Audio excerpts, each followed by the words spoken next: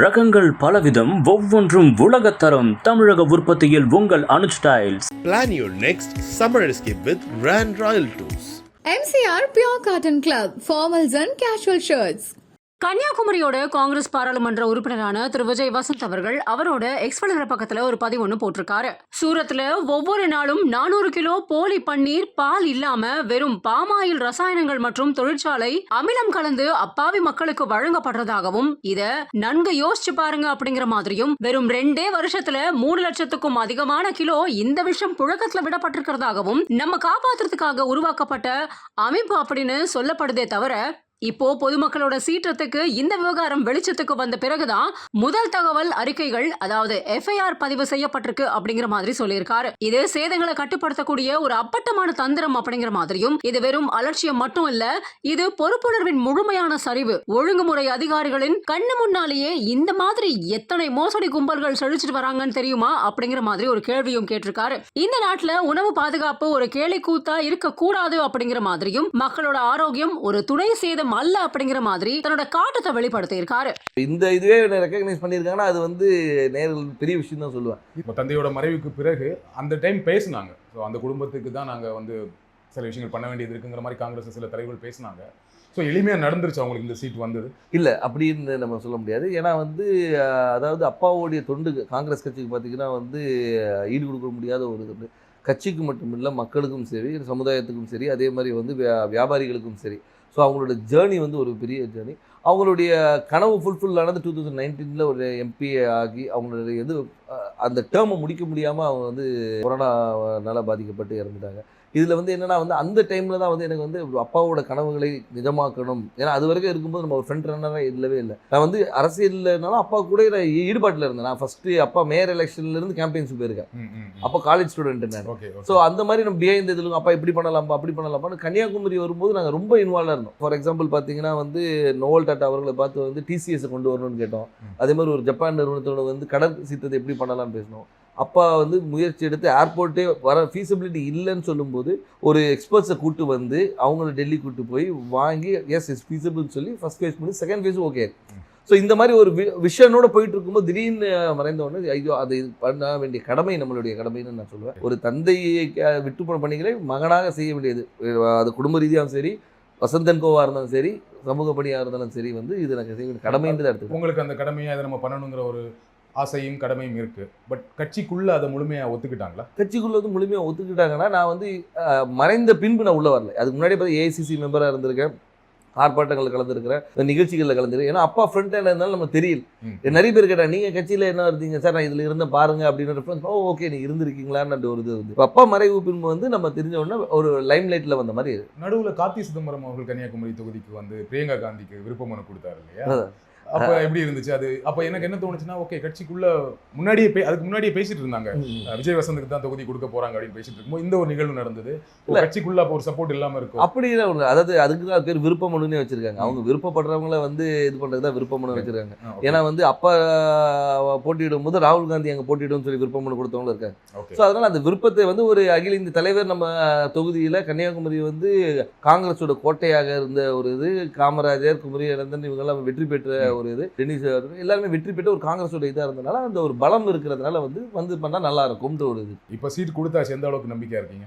ரொம்ப நம்பிக்கையா இருக்கு. மக்கள் என்ன ரெஸ்பான்ஸ் சொல்றாங்க? மக்கள் ரெஸ்பான்ஸ் ரொம்ப நல்லா இருக்கு, ரொம்ப நல்லா இருக்கு. அதே மாதிரி என்னன்னா வந்து ஆதரவும், அதாவது வந்து முதற்கண் வந்து கட்சியோடைய ஸ்ட்ரென்த்தும் இந்த எங்களுடைய கூட்டணியோடைய பலமும், அதுபோல் அப்பா விட்டு சென்ற பணிகளும், அதுபோல் ராகுல் காந்தி அவர்களுடைய வருகை, அது வந்து அந்த கரெக்டாக அந்த மார்ச் 1 வந்தது வந்து ஒரு பெரிய எழுச்சியை கொடுத்தது.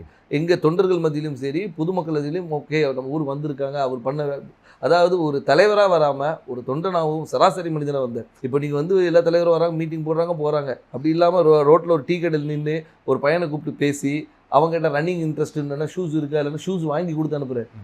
ஸோ இந்த மாதிரி ஒரு இதுக்கு பர்சனல் கனெக்ட், திடீர்னு போய்ட்டு ஸ்கூலில் போய் தண்டனை எடுக்கிறாரு, இன்ட்ராக்ட் பண்ணுற ஸ்டூடெண்ட்ஸோட. அதே மாதிரி பார்த்தா இது முந்தின இதில் பார்த்தா நெசவாளிகளும் சரி, விவசாயிகள் இன்ட்ராக்ஷன், மீனவர், அந்த மாதிரி எல்லாரோட கனெக்ட் பண்ணும்போது வந்து நம்மளோட ஒருத்தர் அவர் அப்படின்ற ஒரு அஃபினிட்டி வருது. அது போக மட்டும் இல்லாமல் இப்போ ஆளுகின்ற BJP அரசு மீது உள்ள எதிர்ப்பும் அதிருப்தியும் கூட ஒரு பெரிய பலமாக இருக்கும். கன்னியாகுமரியில் பிஜேபிக்கு கொஞ்சம் ஸ்ட்ராங் இல்லையா? பொன்னார் அவர்கள் ரொம்ப ஸ்ட்ராங்கான கேண்டிடேட் தான் இல்லையா? அதை மறக்க முடியாது. கண்டிப்பாக அதை நம்ம மறுக்க முடியாது. நம்ம வந்து அதாவது பிஜேபி தரப்பில் திரு பொன் ராதாகிருஷ்ணன் அவர்கள் வந்து ஒரு 2 முறை எம்பியாக இருந்தவர் தான், ஒரு பெரிய வேட்பாளர். ஆனாலும் எங்களுடைய கூட்டணி, அதாவது எங்கள் திமுக சார்ந்த கூட்டணி வந்து மிக பலமான கூட்டணி சொல்லலாம். அது வந்து திமுக மட்டும் இல்லாமல் எங்களை சார்ந்து இருந்த மதிமுக, அதுக்கு ஒரு விடுதலை சிறுத்தைகள், அதுக்கு ஒரு முஸ்லீம் லீக், அதுக்கப்புறம் மனிதநேய மக்கள் கட்சி, இது எல்லாமே பார்த்திங்கன்னா வந்து எங்களுடைய ஒவ்வொரு பேஸையும் கவர் பண்ணுது. அதாவது ஒரு முஸ்லீம்ஸ் கவர் பண்ணுது, திமுகவோட ஸ்ட்ராங் ஹோல்டு, மதிமுகவோட ஸ்ட்ராங் ஹோல்டு, அந்த மாதிரி வந்து எல்லா பாக்கெட்டும் கவர் பண்ணி எங்களோட ஸ்ட்ரென்த்தை வந்து நான் இன்னும் மொபிலைஸ் பண்ணி வச்சுருக்கோம். ஸோ இப்போ பார்த்தீங்கன்னா வந்து இது வந்து எங்களுடைய ஷோர் ஷாட் விக்ட்ரின்னு சொல்லணும். ஸோ கூட்டணியோட ரொம்ப ஸ்ட்ராங்காக இருக்குது, அந்த கூட்டணியை ஒரு பெரிய வெற்றி தேடித்தரும்னு சொல்கிறீங்க. கண்டிப்பாக திரு வசந்தகுமார் அவர்களுக்கு கன்னியாகுமரி தொகுதி மக்கள் வாக்களித்தாங்க. ஏன் விஜய் வசந்த் அவர்களுக்கு வாக்களிக்கணும்? ஏன் உங்களுக்கு வாக்களிக்கணும்? அதான் வசந்தகுமார் அவர்களுக்கு வாக்களித்தனால விஜய் வசந்துக்கு வாக்களிக்கணும்னு நான் சொல்ல வரல. ஆனால் ஒரு காங்கிரஸ் வேட்பாளராகவும் அதே மட்டுமல்ல வசந்தகுமார் அவர்கள் வந்து இந்த மக்களுக்கும் கன்னியாகுமரி மக்களுக்கும் பல துண்டுகளை செஞ்சுருக்காங்க. அது விட்டு போன பணிகளை வந்து அவர் மகன் செய்வார் என்ற ஒரு நம்பிக்கை அவங்களுக்கு இருக்குது. அது மட்டும் இல்லாமல் வந்து நான் வந்து ஒரு வாரிசாக வந்து நேராக போயிட்டு வந்து நான் நேராக டெல்லியில் இங்கேயும் போய் வரல. அடுத்த நாளே மக்களை சந்தித்தேன், மக்களோட இருந்தேன், எல்லா நிகழ்ச்சிகளை கலந்து கொண்டு எல்லாரோட நிறை குறைகளை கேட்டுட்ருக்கோம், மக்களாக இருந்தோம். அது ஏன்னா எடுத்தவொன்னே அக்செப்ட் பண்ணிக்க மாட்டாங்க. கேட்குற கேள்விக்கு நான் சொல்கிறேன், அதை அக்செப்ட் பண்ண வைக்கிறதுக்கு நான் ஒர்க் பண்ணேன். ஸோ அதனால் வந்து அப்பாவுடைய இடத்தை வந்து மகன் வந்து நிரப்பார் என்ற நம்பிக்கையை அவங்களுக்கு கொடுத்தேன். அந்த நம்பிக்கையை வந்து எல்லார் மேலேயும் பெருசாகவே இருக்குது. அதனால் வெற்றி வாய்ப்பு ரொம்ப நல்லா இருக்குது. குமரி மாவட்டத்தில் வரீங்க, ரொம்ப படித்த மாவட்டம், ஆனால் அங்கே நிறைய பிரச்சனைகளும் இருக்குது. அதை கரெக்டாக ஐடென்டிஃபை பண்ணியிருக்கீங்களா? என்னென்ன திட்டங்கள் வச்சுருக்கீங்க? கண்டிப்பாக. அதாவது வந்து நீங்கள் கன்னியாகுமரியை பொறுத்த வரைக்கும் பார்த்தீங்கன்னா வந்து இந்த மிக்ஸ் ஆஃப் ஆல்னு சொல்லலாம். அதாவது கடல் இருக்குது, மலை இருக்குது, எல்லாமே இருக்குது. அதனால் வந்து மக்களுடைய தேவைகளும் அவங்களுடைய இதுவும் நிறைய வேறுபாடுகள் இருக்குது. ஒரு பாக்கெட்டையும் நாங்கள் அனலைஸ் பண்ணி வச்சுருக்கோம். அதாவது இந்த மக்களுக்கு இது தேவை, இவங்களுக்கு இது தேவையில்லைன்ற அளவுக்கு அனலைஸ் பண்ணி வச்சுருக்கோம். மக்களுக்கு விரோதமான எந்த ஒரு சட்டத்தையும் கொண்டு வரக்கூடாது என்ற ஒரு முடிவும், மக்களுக்கு எப்போவுமே நன்மை கொடுக்கணுன்ற ஒரு சட்டத்தை கொண்டு வரணும். அவங்க மக்களுடைய வாழ்வாதாரத்தை உயர்த்துகிற அளவுக்கு என்ன செய்யணுமோ அந்த திட்டங்களை கொண்டு வந்து. எனக்கு தெரிஞ்ச வரைக்கும் குமரி மாவட்டத்தில் வாழ்வாதாரம் ஓரளவுக்கு நல்ல வாழ்வாதாரம் இருக்கும். எல்லாமே படித்தவங்களாக இருப்பாங்க, வேலையில் இருப்பாங்க. ஆனால் என்னென்னா அங்கே என்ன வேலை கிடைக்குன்னா, ஒன்று படித்து முடித்தா டீச்சர், பெண்களாக இருந்தால் நர்ஸு, அப்படி இல்லைன்னா இப்போ ஒரு சமீப 10 வருடங்களாக சாஃப்ட்வேர் இன்ஜினியர் நிறைய பேர் வந்து சென்னையில் வேலை பார்க்குறாங்க, ஃபாரின் போவாங்க, கப்பல் போவாங்க, இந்த மாதிரி வேலை செய்வாங்களே தவிர மாவட்டத்துக்குள்ள வேற என்ன வேலை வாய்ப்புனா எதுவுமே பெருசாக கிடையாது. ஃபேக்ட்ரிஸ் கிடையாது, சாஃப்ட்வேர் கம்பெனிஸ் கிடையாது. அப்போ அதற்கான திட்டங்கள் என்ன?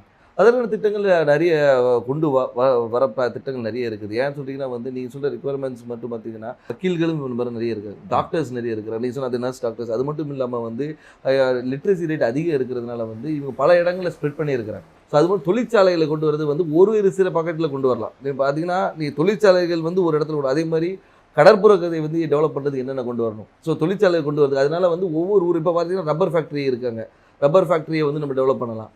ஸோ வந்து அது மாதிரி தொழிற்சாலை நிறைய இருக்குது. அதே மாதிரி வேலைவாய்ப்பு திட்டங்களும் நிறைய கொண்டு வரலாம். நம்ம என்னென்னா நம்ம மக்கள் என்னென்னா இங்கே இருக்கிற மக்கள் எல்லாமே பாதி பேர் வெளியே தான் இருக்கிறாங்க. இப்போ இந்த கொரோனால தான் நமக்கு தெரிஞ்சு பாதி பேர் ஊரில் இருக்கும். இவ்வளோ பேர் வந்து நம்ம ஊரை சார்ந்தவங்க இந்த தமிழ்நாடு முழுக்க இருக்காங்கன்னு தெரியும். ரகங்கள் பலவிதம், ஒவ்வொன்றும் உலகத்தரம். தமிழக உற்பத்தியில் உங்கள் Anuj tiles. Plan your next summer escape with Rand Royal Tours. MCR Pure Cotton Club, formals and casual shirts.